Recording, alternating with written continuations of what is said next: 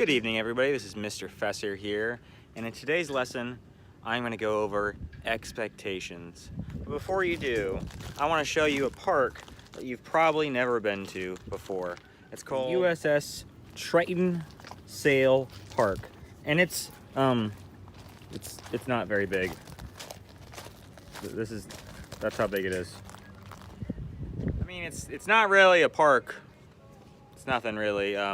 What it is a real-life submarine, the top of it, which is they've cut off and they've buried here. And then we have not one, but two patches of grass. And to me, this is the perfect thing to show you before I talk to you about expectations. So I'm gonna tell a few stories real quickly about my family. But before you get to know everyone else in my family, I wanna tell a story about myself, because that will help you get to know everyone else. You see, when I was about 11 years old, we were taking this incredibly difficult test. Everyone was scared. They were sweating bullets as they took it.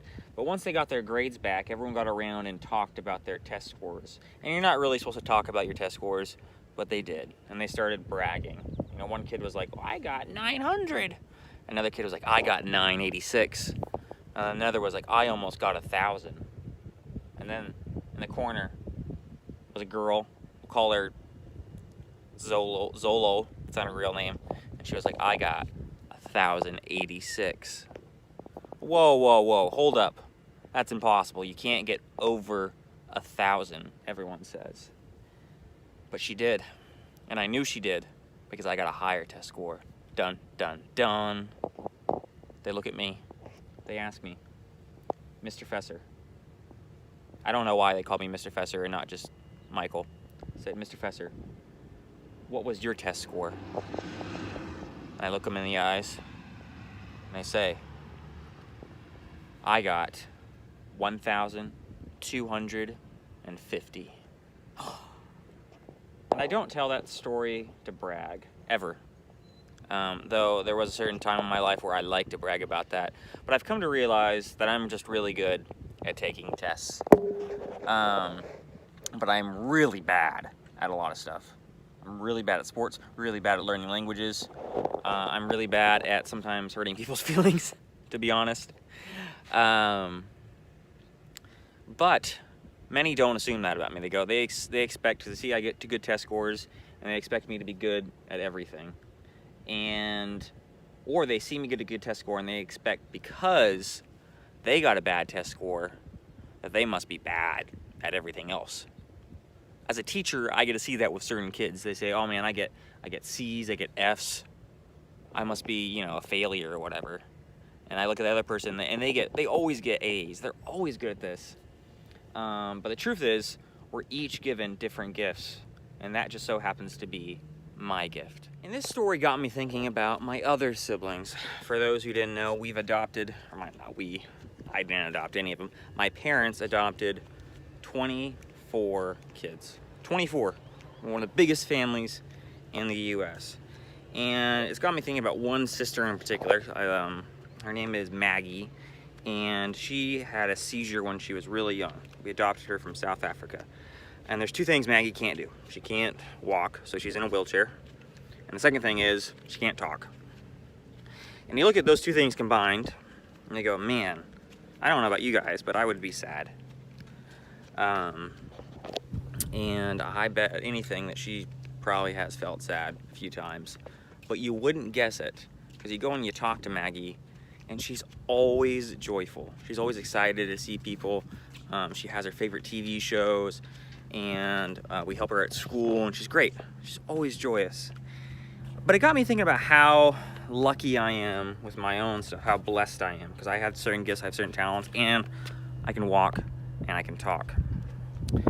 And that's not to say if you're going through something rough or bad, it's not reason to be sad. Sometimes bad things happen, but I would never ever forget the things that you are given and blessed with, because we all are blessed with something. Honestly, we are, and it's great to recognize that. So I bring up that story because you can always expect my sister Maggie to be joyful, excited. She always makes everyone feel better to be around. And you might be that person, or you might think of somebody that you you know, literally when they enter the room, everyone else is happy, whether because they're funny or they're just a happy, great person. And that's something that I would hope each of you guys could expect to be. You can always strive for that, because when we lift each other up, then I think we'll have a better world. The other short story that I want to talk about is about my brother. Now, my first story was about how people sometimes expect me to be smart or be good at everything when I'm not. Well, it was that way with my brother, and I expected him to be the absolute smartest, best person in the entire world.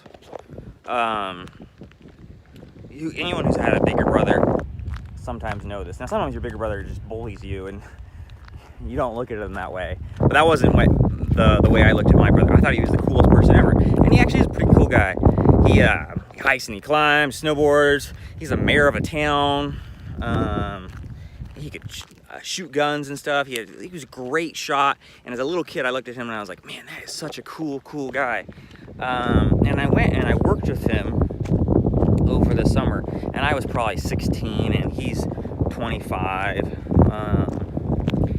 And he has a job where he sells propane, which, for those who don't know, it's a gas they use to burn stuff with. You can cook food and do all sorts of things. But anyways, my brother and I were working together, and he nearly blew me up. He was about ready to open a giant propane tank and shoot propane in the air, which is like shooting invisible gasoline everywhere. And he's preparing to do that for about 20 minutes. He's gonna open this thing up, a bunch of propane is gonna go into the air, and I'm looking right down and there's a small little fire that's going on underneath one of these giant kitchen stoves. And I look at that and I go, well, my brother knows everything. He's like the smartest person in the entire world. So there's no way he's gonna just let that stay there and not fix it. Because I thought he was, and he is, he's a really smart guy and he knows what he's doing. And so I'm looking at him messing around with these propane tanks for probably 30 minutes. I'm sitting there and watching him. Oh, there's a bunny. And there's this little tiny flame.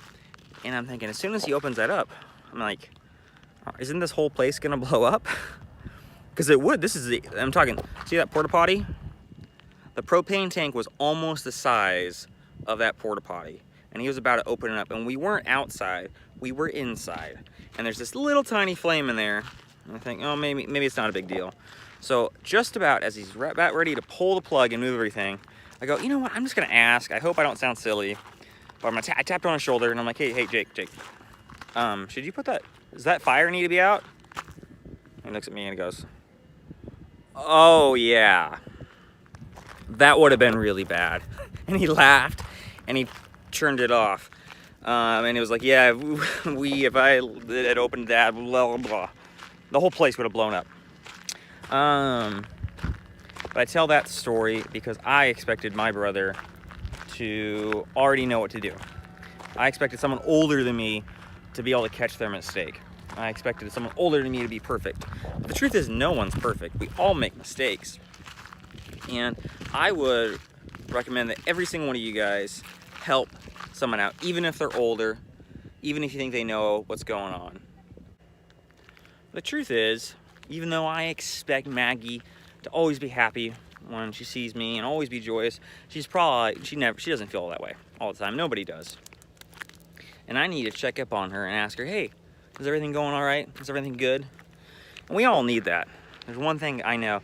Everyone loves to be asked the question, hey, what's going on in your life? How's everything? And you can ask it a bunch of different ways, but just as long as you show people that you care, right? They love that. And that's my big takeaway from this. Well, showing people you care. But my big takeaway from all this that I hope you get is that expectations, they're kind of stinky. They're not that great. They're wrong at least once, but more times than that. And some of you may expect bad things of yourself, that you're not gonna be very good at a certain project, or you're not good at math, you're not good at language, you're not good at whatever. Why? Why expect that about yourself? I expected my brother to be the smartest person on earth, and he almost blew up a building. You could challenge an expectation that you're not good at something, and you can break that expectation. Because that's how we ultimately grow and get better as people. So yeah, those are my 3 stories. I hope you guys liked them. Have a good week.